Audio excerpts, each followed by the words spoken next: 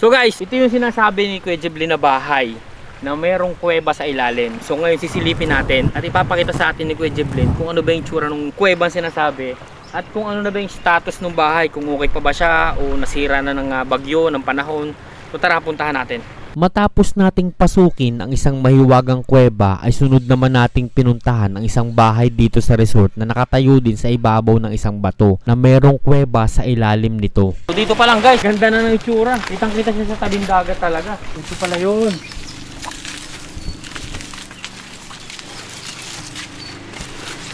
Okay. Ito ba ito? So kuweba talaga. Ang galing oh. Hindi mo itong ipa. May CR dito. Grabe, ganda. So, sa structure guys, makikita nyo, kuweba talaga yung tsura. At ang kagandahan nito, tara, lapitan nyo ako. Ginawa nila na yung CR dito. Sayang yung lugar, napabayaan. Ang ganda pa naman ito. Imagine, no, kakaiba sa lahat. Kakaibang CR sa lahat. Pwede natin sabihin ganun guys. Kakaibang CR sa lahat. Wala kayong bumakita CR na nasa ilalim ng kuweba, kundi dito lang, sa resort na to. So, galing. Sa unang pagkakataon ay nakakita ako ng banyo na ginawa sa isang maliit na kuweba. Kaya napahanga ako sa nagdisenyo nito. Ano to kuya? Parang bato to. Bato siya na malaki, tapos may butas sa ilalim. Tapos tinayo nila ng bahay, ganun. Ganun. Parang ganun yung pinaka, ano niya. Oh, Yung design, may idea kayo? Sinong nag-design ito? Si Juan, yung forma niya na si Leonardo. Ah, okay. Hindi man siya engineer. Oh. Pero si attorney na nagpagawa nito. Si attorney na. Ah, okay. Sige. Tara guys, akitin pa natin sa taas. Dahil sa hindi na itinuloy ang pagdevelop ng resort ay masukal na ang mga daanan paakyat sa taas ng bahay. So guys, dito makikita nyo na yung buong area. Kita, tanaw na tanaw nyo yung kabuuang dagat dito. Kaya napakaganda ng lugar. So specifically, nakatayo siya sa isang ibabaw din ng bato. Grabe, napakagagaling ng mga nag-iisip ng ganito. Sira-sira na yung bahay. So ito yung pinaka-ano kuya. Sliding. Oo, sliding to dati. Napakaganda ng view dito sa taas ng bahay. Halos tanaw na tanaw mo ang tabing ilog ng isla. Tapos yung banyo yun. Ano yung CR din niya? Sige, tapos sipa ba yung akitan? Dito. Pwede pa? Pwede yan. Yan nyo guys. Kaya tinanong ko kung sipang akitan kasi parang medyo ano na.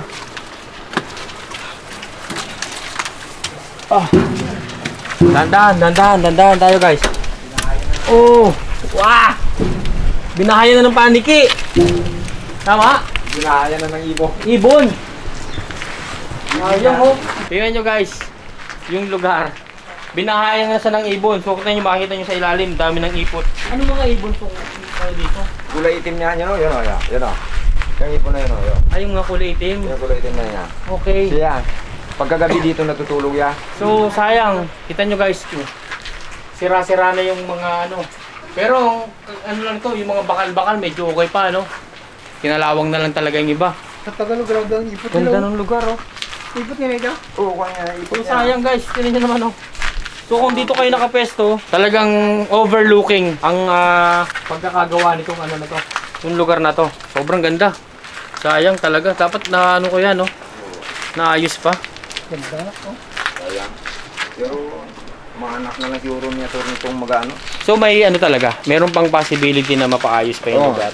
Kasi nakabakasyon siya nung nakarang taon yung anak niya. Okay, napuntahan to? Nung napuntahan niya, sabi ni Anong sabi nung anak? ni Jabar, si Jabar yung Opo. anak niya. Babalik ako dito kuya. 2 years. Babalik ako dito. Papapagat tayo ng bangka. And then, di-develop na natin to. Yun. Sabi ni yung anak. Sana, abangan. So guys, abangan natin. So meron pa palang possibility na mapaayos tong lugar as of yung anak nung may-ari mismo. So malay natin, di ba? Kung mapanood nila tong video na to, na sana maayos kasi sayang naman yung lugar, napakaganda. At ang pinakamaganda daw dito, sabi ni Kuya Jeblin, is malakas sa signal. Lakas ng Yun ang signal. isa sa pinaka-importante dito, malakas sa signal. Malapit pa sa bayan. Malapit sa bayan, no? Ang kaso na kung kinala mo magsakit ang tiyan mo bigla, Madali lang pag-transport. sa kabila, no? So matadagdagan pa. So sana, hopefully, pagdating ng panahon, madagdagan pa tong establishment, mapaganda pa nung may-ari. Sana mapanood niya tong video na to at sana ma-develop ng ayos para meron tayong another. Actually, imagine, historical place, napakaganda ng lugar, napakaganda ng view, napakatahimik, malakas ang signal. So So sana maayos. So guys, nalibot na natin yung bahay at sobrang na-amaze tayo. Siguro na-amaze din kayo. So ngayon, ituturo sa atin ni Kuya yung sulat ni Ed Timons. Yun yung parang ebidensya na si Ed Timons ay napadpad sa lugar na to. So samahan nyo kami at tingnan natin kung ano ba yung itsura na sulat na yun. Kung totoo ba siya, legit ba siya na sulat ni Ed Timons. At kayo na pong musga kung talagang totoo itong marka ni Ed Timons. Tara. Itong namang Ed Timons ay yung sasakyan nila ay eroplano. Dito sila nagputa sa lugar na yan. Okay. Sa ano na yan. Kaya yung mga bala, bomba noon. May nakita talaga dito? Oo. Anong taon po yun? Sila daw ko 14 years. 14 years old kayo nun? Oo. Pinaglalagari ng mga Bala, mga bomba, bomba, yung mga ganyan kalalaki. malalaki talaga. Oo. Grabe. So talagang ibig sabihin, yun ang one of the evidence na Dito merong pumunta talagang mga Amerikanong sundalo dito sa lugar na to. Kasi meron sila nakuha mga bala, bomba, na pinaglalagari ng mga tao noon na kinukuha lang yung pinakano. yung laman sa loob. Laman sa loob. Grabe Pero talaga. yun pala, nilalagari nila sa dagat. Hindi sa taas. Okay. Sa ilalim sila ng dagat na. So dito talaga nakita sa ilalim ng tubig nakita yung mga bomba. Sa ilalim man dyan. Okay. Siguro Hindi pagpagsak na. possible pa rin po na meron pa rin po natitira dyan. Wala na siguro, gawaan lang sa dami na ng tao. Okay. Oo nga. Noon, madalang pa lang. So ano lang nila, binakal nila yung mga bomba. Kinuha yung laman sa loob. Yung mga pulbura. Oo. Yun ang pinag-ano nila. Buti hindi sumabog. Ay, meron Delikado. nga, may istorya man dito na ano, Na? na sinabugan, sabi ng tatay ko, ginanon pa rin yung bomba eh. Oh? Nilagari ni yakap-yakap ang bomba. Parang Tapos? pinatungan bago nilagari. Ah. Ay pumutok. Ayun pala, ang sabi nung eksperto doon sa bomba, nilalagari ang bomba pagdating sa doon sa ilalim mismo. Sa ilalim para hindi Para mag-spark. na mag-spark. Di sa sumingaw. Sa tabi nila, nilagari. Ay, isa ganyan, nilagari. Oh. Eh di, pumutok. So, ibig sabihin, may mga kwentong ganyan. Ang tatay ko Merong mismo. talagang patunay, yung tatay nyo mismo nagkwento, Oo. na nakaraang panahon, may mga ganyang istorya na may nakuha silang mga Bomba. pasabog talaga Oo, rito. meron. So, napaka-historical pala ng lugar na to. So guys, tara puntahan natin yung sulat ni Ed Timons. Dahil sa kwento ni Kuya Jablin, bigla akong naitanong sino ba si Ed Timons na nag-iwan ng marka dito sa isang kuweba. Sabi ko din ni Juan, parang si Timons, commanding officer Commanding officer ng Amerikano. ng Amerikano. Isang batalyon kasi din ng So, ang information po galing kay Alex Bilbali. Alex Del Valle. Oo, isang Okay. reporter. Isang reporter. Announcer. Hmm. Dito sa amin, dito sa San Jose. Opo. Okay. Okay. Siya ngayon ay isang bukal. Nalalaman Nabanggit ni Alex Del Valle na Itimos ang may-ari nung nung pinaputahan doon sa taas na yan. Mm-hmm. Yung pinagtayo ng bandila ng Amerikano. Opo. Nahiwagaan ako sa Itimos na nakasulat dito. 80 months talaga yung base Oo. dyan. Nakasulat talaga. Pero hindi na siya masyadong Pero basa pa rin kahit pa paano. Medyo pa, magkaklaro pa. Sige, tingnan natin. Ay yan, lupa namin yan eh. Ito. Yung banda yan. Okay. Eh bata pa ako, ano ko na yan, lugar na yung pangalan na yan. Nakikita nyo na yun, nung bata Oo, pa lang bata kayo. ako. Edad ako 6 na taon. Mm-hmm. Siyempre, madalas ako magdaan dito. Okay. Eh pangalan na yan, So, ibig sabihin, dati mas malinaw pa yung ay sulat. mas malinaw pa. So ngayon, sa tagalan na siguro, Medyo namumuti-muti na may lang. hagdanan pa oh. Eh, Parang may kuweba pa rin kuya. Meron pa rin yan dyan. Kuweba pa rin pala to. Andiyan natin makikita yung pinagukaya na. Okay. Kuweba pa rin pala to. Dito pa rin ito. Oh, ba't parang sobrang laki. Guys, sobrang ano pa ng kuweba. Sobrang taas pa ng akyatin oh. Oh my God. Sobrang ganda nito. May hagdanan pa. Itong Itimos ito. Itimos ito. Ah, Nagputi ka na. okay. May 1945 pa yan dito eh. Kaya lang medyo ano na. Hindi na maano. Oo nga no. So dahil lang sa sobra siguro naagos na ng tubig. Sa tagal na ng panahon. Ilan yung letter A niya kuya? E. Ano? Tapos Timons. Timons. Ed Timons. Oo nga no. Double M yan eh. Ito, kita-kita pa. O. Oh. N. Yes. S. So Pero siguro. Itong pintura po na to, pininturahan na lang po. Ay, wala lang yan. Mga word na ano yun. Wala lang yan. Yung mga nag-bisibwa dito na. Oo. Sulat-sulat. Pero ito, bata pa lang kayo, Andyan na yan. nakikita nyo na to. Oo, 6 na taon. 7 taon. Andyan na yan. Ibig sabihin, anong edad nyo nun nung nakita nyo to? Ay, mga 7 o 6 mo yan. 7 years old pa lang kayo Oo, nun. dito na kami nakatira sa bukid. Yeah. So legit talaga guys. Guys, legit.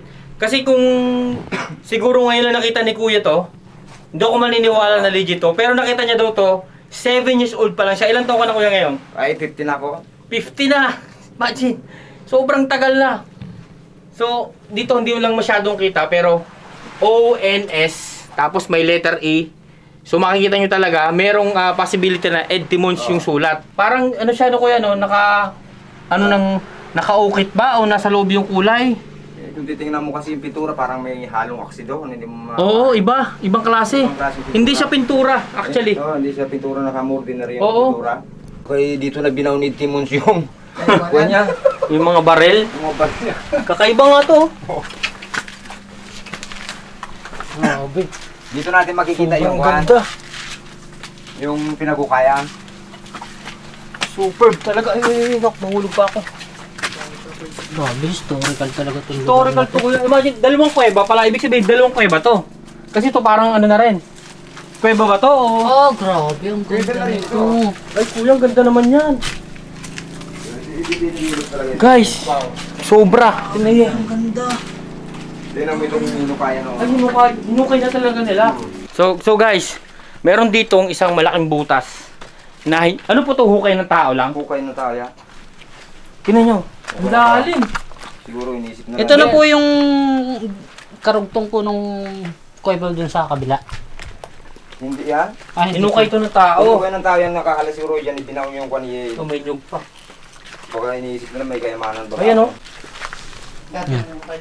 Walang hukay.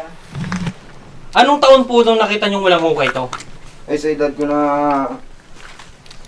hindi ako maaaring magkamali, nasa 40 years na po itong hukay na ito. 40 years na yan. Hinukay ng tao talaga. Siguro nga sa sign na yan ni Timons. Siguro nga, no? Delikado, oh. Ang lalim. Siguro meron pa to sa ilalim sa banda no sa may bato. Dito may pinakamalalim na kuiba. Ay, Tsaka ito. pinakamalaki. Ay, oo nga, no? Kaya lang mahirap pasukin. Maliit lang yung buo, no? Maliit lang siya, pero napakalaki yan. Yan ang pinakamalaking kuiba. Dito sa, sa area na ito. Ganda, oh. Laking kuiba yan. Ganda ng kuweba. Kaya lang medyo makipot siya. Parang school sa loob niya. Yan. Oo. Parang ano po. Parang Iba yung school ano? sa loob. Mainit yung hulab nung ano. Yan ba? Tugong guys, tingnan mo lang. Laki niya flashlight, ilawan mo yung... Ay, oo. Ilawan mo yung loob. Teka, pasok muna ako. Parang school ang laki niya. Malaki pala loob. Ay, din, may nagtira siguro. Dito lang makitid yan. So guys, ito, sabi ni Kuya Jiblin, ito yung pinakamalaking kuweba na mapapasok natin dito. Kaso lang, may nakasangga siya ditong malaking bato, no Kuya, no? Oo. Pero sa kabilang side, Yan na yung pinakamalaki niya. Pagbaba mo yan. ayan, oh. Kita nyo guys, oh. Ang maganda ang loob sa local loob. Ganda ng loob, oh. Pero may history yan. Ay, putang ino. Grabe. Naligaw na yan dyan. Ayan, oh. May naligaw? May naligaw bago may nabuwang. Oh? Oo. Delikado pala.